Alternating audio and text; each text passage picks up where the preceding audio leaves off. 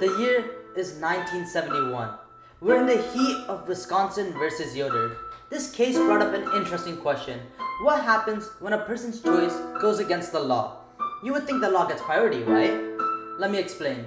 There are two sides, Jonas Yoder and Wisconsin. Jonas Yoder is an Amish living in Wisconsin, and a main part of his religion is that children should not attend high school.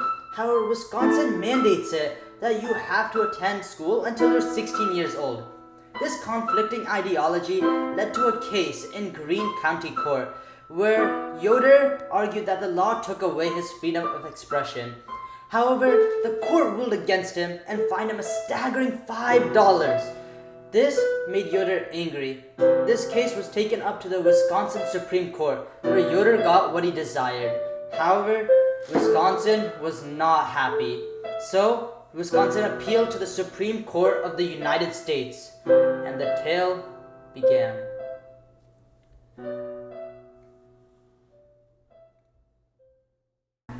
Order in the court. It is time to hear the oral arguments. State your case, Mr. Yoder. Greetings, Your Honor. My name is Jonas Yoder, and I'm a part of the Amish religion. I reside in Wisconsin, where the law mandates that children must attend school until the age of 16. However, our religion only likes children to go to school until 8th grade. This is where a problem arises. The law is forcing us, people like us, to go to school even though it is against our religion and beliefs, and we do not prefer that. This is violating the First Amendment, especially our freedom of expression, and we want that to not happen. Very well, Mr. Yoder. Now it's time for Wisconsin to state its case. Wisconsin, you may go. Your Honor, our state law for compulsory education is not meant to take away the rights of citizens. Instead, it's a reasonable and constitutional exercise of state authority. We want everyone in our state to become well-meaning, productive members of society, and to do this, they need an adequate education. Thus, our law makes sure everyone has access to an equal and adequate education so that they can become participants in our political system. They can become benefactors to our economy, and they can continue to move our state and our country forward as time goes on. I see. So the question is, does Wisconsin's compulsory education law violate the First Amendment's expression clause? Let's see. So, Mr. Yoder, why do you believe your children shouldn't go to school despite being mandated by the state? Your Honor, I know this country was built on the Bill of Rights, rights that cannot be infringed upon no matter what. Arguably, the most important of these rights is freedom of expression, encompassing freedom of speech, and in this case, freedom of religion. My religion states that we cannot send our children to school after 8th grade. However, the law is forcing us to send them. Despite that, our freedom of religion is being infringed upon. Thus, I believe we shouldn't send our children to school after 8th grade. Not only this, but they're already attending most of school. So what's the problem here? So Wisconsin, why do you believe that Yoder's children should attend school? Your Honor, the states have been given power for a reason, and that reason is to ensure that our citizens are safe and well-meaning members of society. In order to do this, we have set laws that make sure our citizens get the education necessary to do just that. However, if every citizen just comes up and says that their opinion stands above the state law, then our society won't be able to move forward in the future as fast as it can. Thus, our law should stand above citizens' opinion. This relates to a case in 1960 called Brownfeld versus Brown, where Brownfeld, a Jewish store owner, said that he was not supposed to work on Saturdays due to his religion. However, Pennsylvania law forced him to work that day because his business wasn't eligible to work on Sundays instead.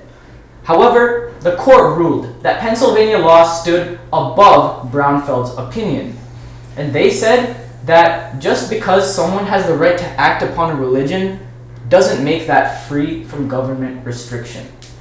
Your Honor, you should take advice of that case. Use it as a precedent to decide this case. After hearing the arguments of the respondents and petitioners, I, Chief Justice Warren Burger, along with the other justices, have decided to rule in favor of Jonas Yoder. The opinion of the court is that the absence of 1 or 2 additional years of education would neither make the children burdens to society nor impair their health or safety. Thus, Yoder does not need to send his kids to high school. This decision is a unanimous 7-0 decision because Justices Powell and Rehnquist took no part in the decision.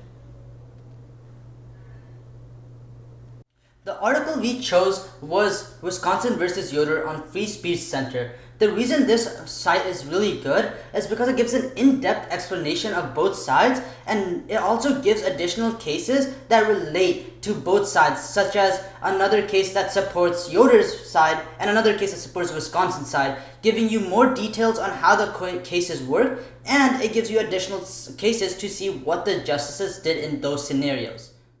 So, for me to remember this case, I remember it in one way. Yoder reminds me of Yodelehu! Because, I don't know, it just does. And Yodelehu is a big part of Amish culture, which kind of ties back in that this case is about Amish culture going into the clash with Wisconsin's law. And then everything falls in place for me, such as Amish do not send their children to high school, Wisconsin does force children to go to high school, and then Yoder was chosen as the victorious person from the Supreme Court case.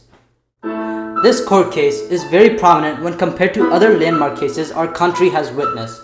This case showed us how laws in our country are complicated and often tangle with each other, especially with state laws as well. This court demonstrated an instance of this, where one of the thousands of state laws clashed with the First Amendment. This case served as an example of how personal choice can sometimes prevail over law. It's clear to see that the Supreme Court prioritizes personal choice over most things. Above all, it is an example of how the Constitution is indeed the law of the land.